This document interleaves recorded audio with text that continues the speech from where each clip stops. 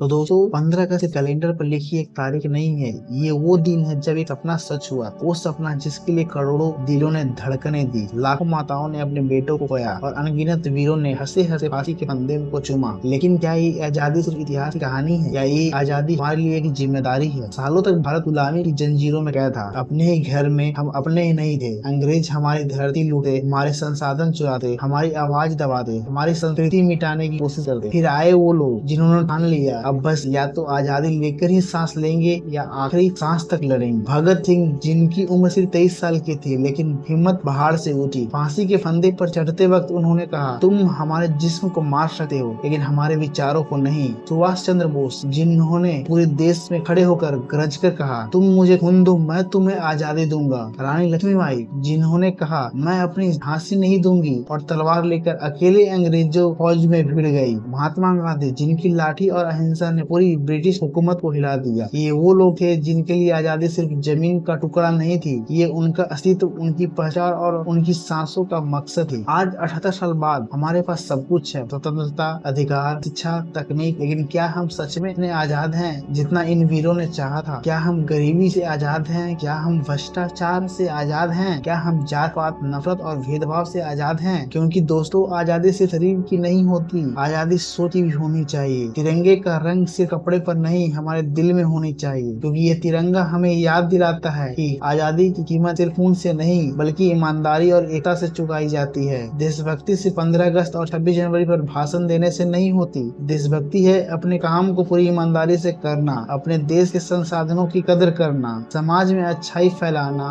और एक दूसरे के सपनों में ताकत भरना। आज हम खुले आसमान में सांस ले रहे हैं क्योंकि किसी ने अपनी आखिरी सांस कुर्बान कर दी थी। आज हम अपने सपने पूरे कर सकते हैं क्योंकि किसी ने अपने सपनों को ताल पर रख दिया था। इस जब भी आप तिरंगे को सलाम करें तो सिर्फ झंडे को नहीं, उस बलिदान, उस दर्द, उस जज्बे को सलाम करें जिसने हमें यह दिन दिया। तो दोस्तों, इस 15 अगस्त एक वादा कीजिए कि हम सिर्फ देश के नागरिक नहीं बल्कि देश के सच्चे सिपाही बनेंगे। हम अपने कर्म, अपने विचार और अपनी मेहनत से भारत को वो देश बनाएंगे जिस पर आने वाली पीढ़ियां गर्व से कहें, हाँ हम भारतीय हैं। भारत माता की जय। जय हिंद।